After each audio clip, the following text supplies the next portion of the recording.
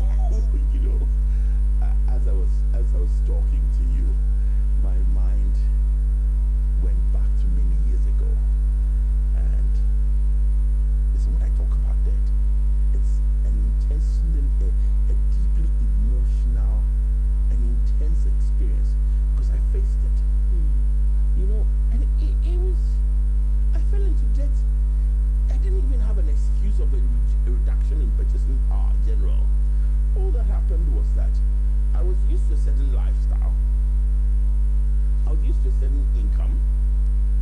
Credit was easily available. So I took credit, bought a car, took a car on credit, took this on credit, took this on credit. And then my income sort of dropped a little. I woke up one day and I'm being jacked up by creditors. And some creditors are nasty. Very nasty. They won't make you sleep. Oh. I mean, and the sad thing is that it is not the biggest of your creditors sometimes who are the nastiest of creditors. Oh. Sometimes it's the small ones. The ones you owe for just that shirt that you liked and you took on credit that you haven't been able to pay at the end of the month. You probably have not even worn it yet. Oh. Oh. And the one who told you, oh, don't worry, I'm your friend. Don't worry, don't worry. Your brother in Christ. Run. Oh no, as for your brother in Christ, I used to insist on a rule in every Christian community that I had. I said, no credit between us Christians. It destroys the family of the Lord. It destroys us. It destroys us. And I've seen people who stop church because somebody sitting in the back row looks ahead and sees the back of somebody's head that he owes or she owes what they can, and they can't stop coming to church. But listen, it was an intensely and I was blessed. You know, it was a friend of mine who helped me work through this, who just said, listen, Joseph, what's the problem? And I said, I don't know what happened, but I'm so much in debt. And then we sat down and we sort of made a plan, and then we got through it. But debt, for me, debt is, and I fell into debt without really having any excuse. And it can happen. It's a bit of easy credit here. It's a bit of being stupid there, bad decision here, and you wake up one morning and life is tough. Life is tough and you are miserable. You are thoroughly miserable. So, if you are miserable and you are listening to me, there is hope. If you are in debt, you can get out of it. It's not this current state that is the challenge. It's that you learn from it and that you use this experience. And I tell you, it's a horrible experience. Huh? You use this horrible experience to define you. So that's it. That's it. And if you're not in debt and haven't been in debt, because a friend of mine, when I told him Mr. Jackson's going to be talking about debt, I said, so Jennifer, I mean, I'm not in debt. I mean, how many people care about debt? I mean, if they're not in debt, why do they care about this? It's very simple. If you're truly blessed with that spirit where you know how to abound and to abase, right? So that every time your income adjusts, you can quickly adjust things and you never have to borrow. I say, oh sister, oh brother, it's good for you and you should thank God for that spirit. But most of us are not like that. We're just simple people who, if I'm used to eating wache in the morning every day, whether I'm broke or I'm rich, I want to eat wache. So the day where I'm broke, the temptation, because the wache woman is my friend, is to take some wache on credit or borrow some money from someone. And life goes on. After all, it's only wache. Only wache. It's not anything that I haven't done before. I'm not borrowing to buy a ticket to go to the UK. Starts with the little things. It goes to the big things. And then you see that car that you absolutely are dying for. And then the person says, I'll give you credit. Then you take the car and then you have to pay and the payments don't come through. What I'm saying is, it's if you're blessed and you never do things on credit, that's fine. But a lot of us are not. So just let's talk about the business people. I remember you've shared a story with me before where you had a business, had some people wanted to invest, and the question they asked you is, have you ever taken a loan before? Can you share that story with us?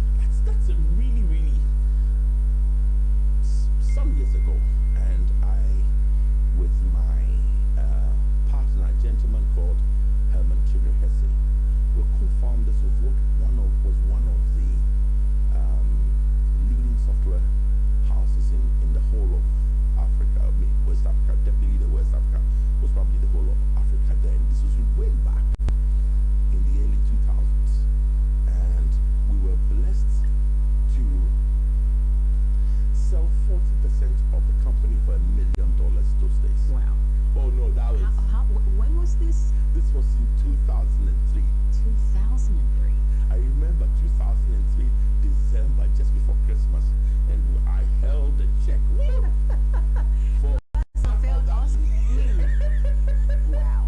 No, that Christmas was a blast. But one of the questions leading up to this thing was, have you guys taken credit before? And we were so proud to say, never ever, we've never taken credit. And the response of the gentleman was interesting. He says, you guys are lazy. Then I said, what? We are lazy? Successfully built this business. Built this business on our hard work. He says, you know, as an entrepreneur, if you truly believe what you're doing, you should at some point be able to take credit and have the discipline of working with credit. If you don't work with credit, maybe, just maybe, you haven't extended yourself. Maybe you don't believe in the business enough to take a risk. That I don't want to really work with entrepreneurs who only stay within their safe space. I want to take entrepreneurs who are ready to take a risk, are ready to fail. And he said to us that you've got to fail fast and you've got to fail often, because that tells me that you are taking a risk. But if you stay within the safe space, you're not growing this business as much as you could have grown. You're not doing all the things that you. And it was a very interesting thing. He says, and it was my first lesson in debt for investment. Debt for investments. And debt for consumption. You see, when we talk about you are in debt, a lot of times we're talking about debt for consumption, and it's marked by your fixed income. But you can also take debt for investment, and ideally that the investment should bring you a big enough return to pay for that debt and give you an even bigger income. So that's it. So it's not to say that debt is completely bad. Okay. That you may actually legitimately be in debt because you took a few business decisions that went bad. I'll still encourage you to come, because the principles for getting out of debt, whether it's personal debt or corporate debt, are still the same. And there's a lot more justification for corporate debt or investment debt than there is for personal debt. You're listening to the iMDrive. This is Sunny 88.7 FM. We have the CEO of Dalex Finance in the house, Mr. Joe Jackson, and he's going to be talking about debt management. I mean, as I'm listening to you, I'm gathering that it is possible that some entrepreneurs may not be getting the investment they need from investors because some investors are looking into the books and thinking, you're not stretching yourself enough. I'm not even sure if you believe in what you're doing enough because you haven't taken credit. I mean, before I spoke with you about that, I never thought along those lines. Mr. Jackson, what would you say to anyone listening, whether they are into business, whether they're an employee of a company, whether they run some kind of small hustle on the side? Why would you encourage them to be a part of Start Right Conference? I would say don't miss it this year. And I'll say it because what I love about Start Right is that those that are coming to talk from a very practical perspective. They're going to talk about real things that affect us in life. And sometimes it's not so much that they will say all these great, profound things, but they will tell you little things that will make you take intentional decisions that could make 2024 a much easier year than it could be. So make sure you are there. And I'm excited about the range of speakers that you have and what they are going to talk about. But I'll tell everybody, be there. These are people who are coming to talk to you from their personal experience. They're coming to talk to you because they've walked the the talk. And they know, and something may just hit you that will make your life, you end 2024 with a big smile instead of saying never again 2024 go away and come never again. You have got to join us for Start Right Conference. I mean, as the year unfolds, we do not know how exactly things are going to be. But I like that Start Right Conference equips us with the tools we may need for the seasons ahead of this year 2024. So remember, to register is pretty simple. Just dial *887 *273#. It is *887 *273#. So maybe you're listening saying, I think this one will be for a friend of mine who's in debt. He doesn't even know what to do with himself right now.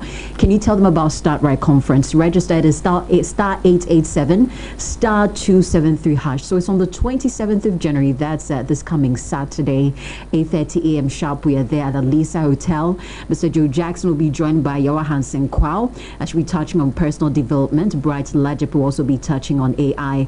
Also, Letitia Oheniafa and Michael Oheniafa, the co-founders of Lead Africa International, will be touching on the role of family values for success. You can't afford to miss out on this year's Start Right Conference. And don't come alone. Come with a friend. Come with a brother. Come with a sister. If you're thinking, I probably should speak to some colleagues in the office, do.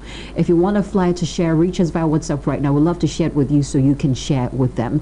Again, to register, it is *887 *273#. Mr. Joe Jackson, thank you so much for making the time to be on the morning show. So we'll see you on Saturday. Thank you too. Saturday, I'm looking forward to it. Awesome. All right, let me see this one. Okay. Aha. Somebody brought up a discussion I was going to break up. And I know I said thank you for coming, but let me just read this because I saw that post as well. It says, my name is Nana Hesi Ojiri, and I'm keenly following the discussion. Recently, I heard the co-founder of Rich Dad Poor Dad is now in debt of over $1 million. In an interview, he said the debt is a blessing. I wondered why, but this morning, I am coming to terms. But where is Herman Chinri Hesi? A great brain he is. Okay, I think we can connect you.